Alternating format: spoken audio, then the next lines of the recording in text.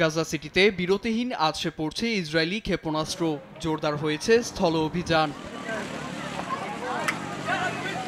গাজা সিটিতে ৩,০০০ হামাস যোদ্ধা গা ঢাকা দিয়ে আছে এমন দাবি করে স্বাধীনতাকামী গোষ্ঠীটিকে চিরতরে মুছে ফেলার মিশনে বুধবার গাজা সিটিতে ঢোকে হাজারো ইসরায়েলি সেনা। তাদের নির্বিচার হামলায় ১৫০ শতাধিক বহুতল ভবনের সঙ্গে মাটিতে লুটিয়ে পড়ে ফিলিস্তিনিদের নিথর দেহ। আমি বুঝি নির্মাণের শিল্প, সালাম স্টিল বোঝে ডিউরেবিলিটি। সালাম স্টিল, মোস্ট ডিউরেবল স্টিল। এদিন ৪৮ ঘন্টার মধ্যে সেনা ঘোষিত অস্থায়ী নিরাপদ রুট সালাহ আল দিন ধরে ফিলিস্তিনিদের গাজা সিটি ছাড়ার নির্দেশ দেয়া হয়। বিশ্বের চোখের সামনেই গাজা সিটি ধ্বংস করে দিয়েছে তেল আবিব। হামলা অব্যাহত রয়েছে দক্ষিণাঞ্চলের রাফাতেও। এমন পরিস্থিতিতে উপত্যকায় নিরাপদ স্থান আছে কিনা সেই প্রশ্ন বাস্তুচ্যুত মানুষের। কোনো এলাকা নিরাপদ না। দক্ষিণে গেলেও বোমা বর্ষণে মরতে হচ্ছে, এখানে থাকলেও বোমা হামলায় মারা যাব।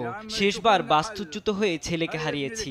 বিশ্ববাসীকে বলতে চাই, এখানে এসে আমাদের পরিস্থিতি দেখুন। এখানে ভবিষ্যৎ বা জীবন বলতে কিছুই নেই। ফিলিস্তিনিদের মানবিক সংকটে ঠেলে দেয়া নেতানিয়াহু প্রশাসনের বিরুদ্ধে একট্টা ফ্রান্স সহ ইউরোপীয় ইউনিয়নের বিভিন্ন দেশ। আগ্রাসন বন্ধে তেল আবিবের উপর চাপ বাড়াতে বাণিজ্য সুবিধা বাতিল সহ ইসরায়েলি মন্ত্রী এবং হামাসের উপর নিষেধাজ্ঞা জারির প্রস্তাব তুলেছে ইউরোপীয় ইউনিয়ন।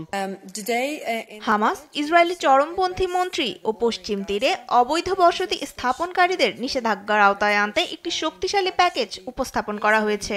এছাড়া ইইউ কমিশন বাণিজ্য ছাড় আংশিকভাবে স্থগিত করার প্রস্তাব গ্রহণ করেছেন। পদক্ষেপগুলো ইসরায়েলকে শাস্তি দেওয়ার জন্য নয়, বরং গাজায় মানবিক পরিস্থিতির উন্নতি করতে নেওয়া হচ্ছে। উপত্যকায় ইসরায়েলি বর্বরতার তীব্র নিন্দা জানিয়েছে সৌদি আরব, কাতার সহ মুসলিম দেশগুলো। আর একে মানবতা বিরোধী অপরাধ আখ্যা দিয়ে বিশ্বকে ফিলিস্তিনিদের নিরাপত্তা নিশ্চিতের দাবি জানিয়েছে চীন। নীরব দাস, নিউজ ডেস্ক, দেশ টিভি।